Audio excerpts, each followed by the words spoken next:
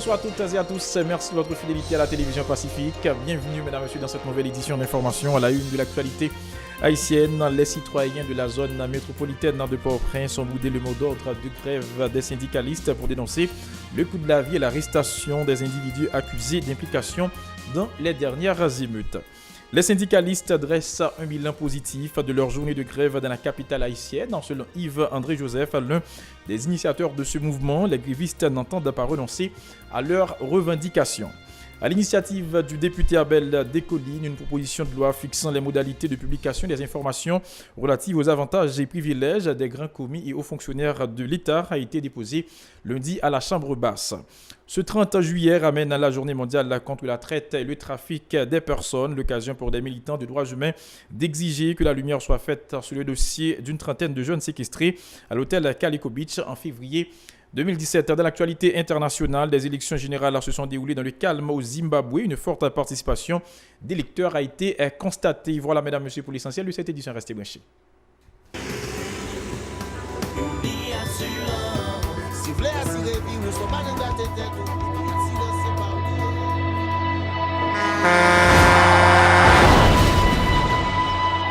En général, mon parent me prend assurance. Je considère que son l'argent rejeté. Et pourtant, l'argent assurance te doué dans le budget ou à côté l'argent kayak, l'argent manger. Il est là pour les deux ou traverser un mauvais pas. Gardez tout à côté. Ou ouais comment gros problème qu'on entre sur le monde sans attendre. Mandez Dieu pardon, ça arrive au tout.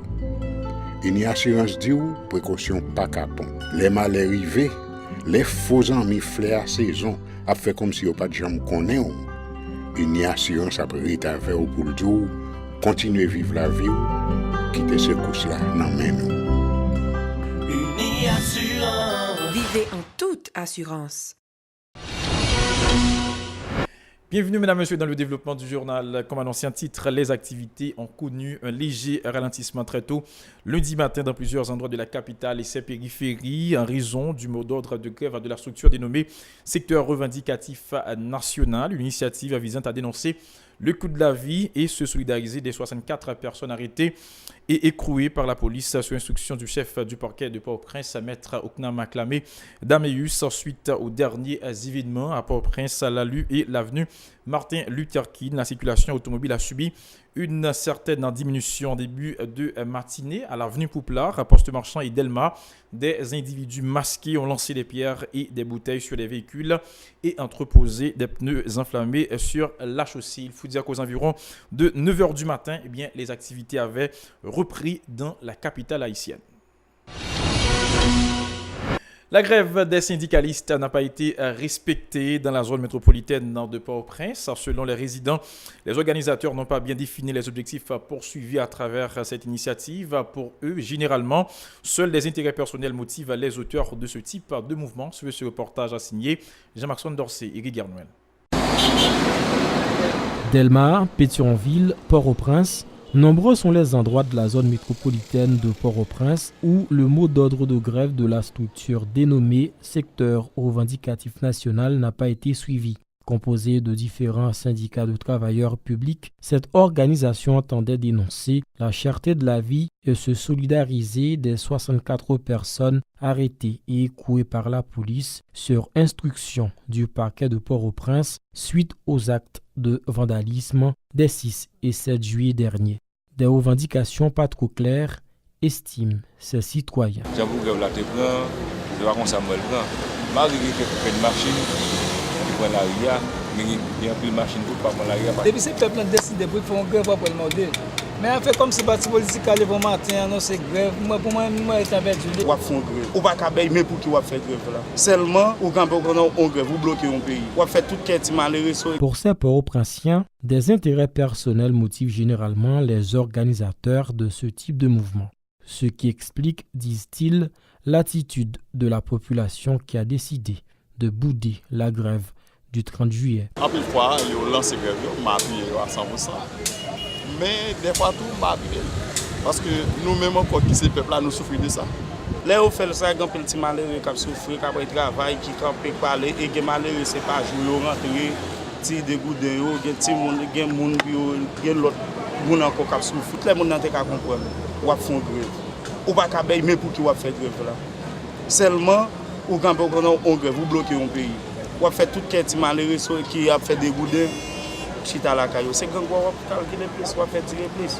Au carrefour de l'aéroport international Toussaint Louverture, un léger ralentissement des activités a été constaté très tôt dans la matinée. Les gens avaient peur des représailles, ont lâché ces taxis moto. Matin, là, je commencé et circulation paralysée.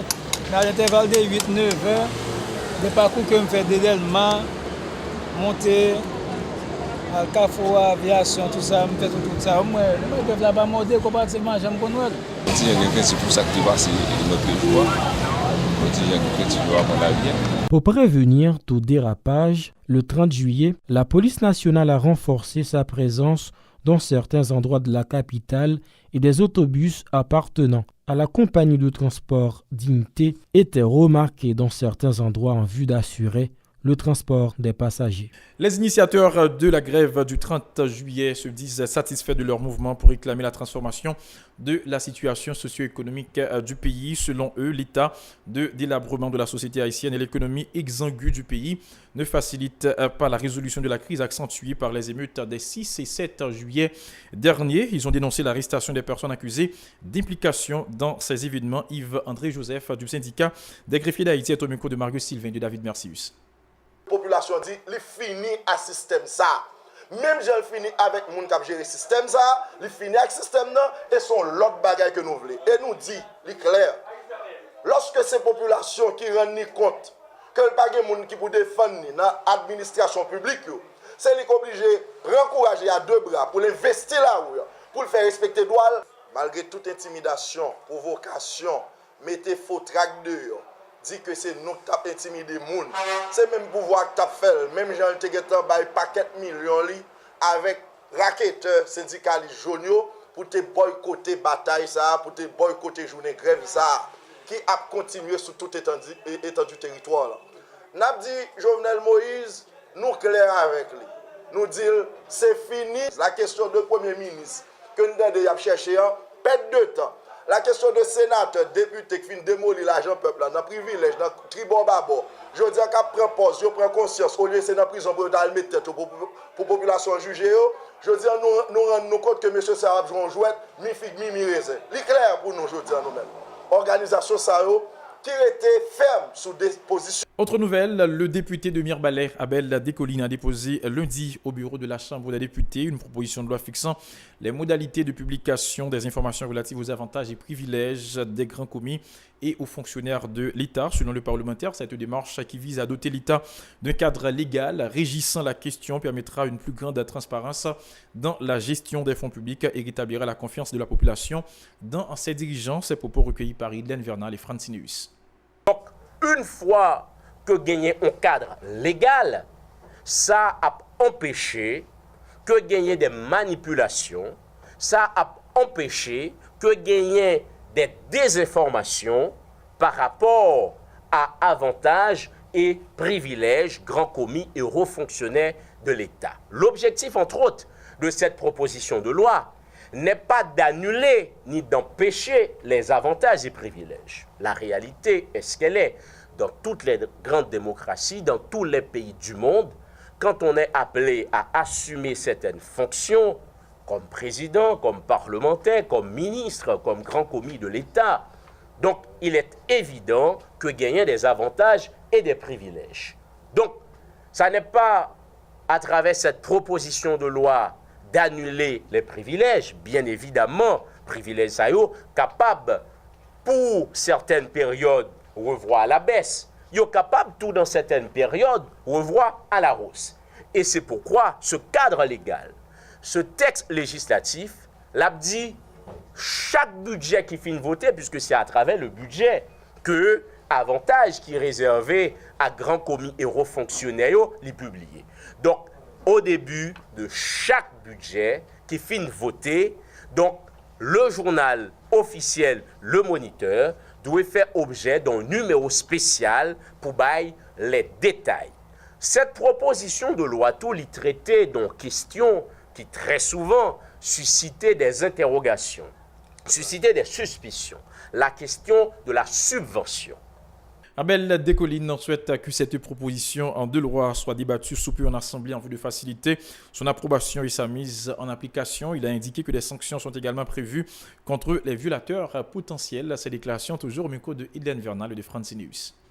Ça fait nous dit qu'il y a 3 régimes de sanctions. Sanctions disciplinaires, sanctions administratives, sanctions financières. On entend à travers cette proposition de loi, sanctions disciplinaires, c'est on député, on sénateur, on haut fonctionnaire de l'État, on employé cadre, on employé bref, ou on citoyen qui travaille dans la fonction publique, qui joignent en subvention et que pour ça, elle demande des subventions, elle n'a pas fait l'ensemble avec elle. Eh bien, s'il avérait que pour ça, elle demande des subventions, elle n'a pas fait la veille, autorité de nomination ou de tutelle capable bali on lettre de blâme ou on lettre de révocation. Deuxième régime de sanctions, nous dit administratif, là, il y a le tribunal administratif qui géré entre autres par la Cour supérieure des comptes et du contentieux administratif. C'est pourquoi nous dit au monde qui te joint en subvention, qui pas présenté un rapport, ou bien rapport ça, n'est pas préparé par un cabinet comptable agréé pour montrer que les chiffres comptables, pour montrer que les dépenses ont été effectuées de manière régulière, eh ben, Mounsa, même l'ol par un ordonnateur, même l'ol par un comptable de deniers publics, mais la Cour des comptes, le tribunal administratif capable d'arroger le droit pour que exiger Mounsa pour que les rembourser en partie ou totalement cette subvention publique. Dossier société, l'Observatoire haïtien sur la traite et le trafic des personnes et le collectif des organisations pour la défense des droits des migrants et rapatriés Codimi rappelle à l'équipe au pouvoir à prendre des mesures urgentes afin de combattre l'exploitation des femmes et enfants dans la société haïtienne. À l'occasion de la journée mondiale contre la traite des personnes, le 30 juillet, ces militants de droits humains exigent une fois de plus que la lumière soit faite sur le dossier d'une trentaine de jeunes filles victimes de la traite à l'hôtel Calico Beach le 5 février 2017. Léonel Mortimier, coordonnateur général de Codemir, est au micro de Mario Sylvain et de David Mercius. Le gouvernement d'Haïti n'est pas satisfait pleinement les normes minima pour l'élimination de la traite des personnes durant ces dernières années. Mais aussi, le rapport a signalé des efforts à considérer. Ces efforts mettent Haïti au niveau 2 de la liste des surveillants des Nations Unies. Ce même document a mentionné qu'en dépit de tous les efforts, le système judiciaire reste à la traîne et entraver des efforts pour poursuivre les trafiquants et protéger les victimes. Ce 30 juillet 2018, l'Observatoire haïtien sur la traite et le trafic de personnes demande des éclaircissements sur le suivi du dossier de 31 jeunes filles victimes de la traite à Calico Beach le 5 février 2017. Le Comité national de lutte contre la traite doit se prononcer sur ce qui a été décidé par les autorités judiciaires à l'endroit de ces présumés criminels arrêtés en flagrant délit suivant la confirmation de l'ancien chef de parquet près du tribunal de première instance de Port-au-Prince, Maître Jadoton Léger, dans sa déclaration à la presse. Et l'économie veut rappeler les autorités étatiques leur obligation de protéger et réhabiliter les victimes de la traite des personnes et punir les coupables en ce sens.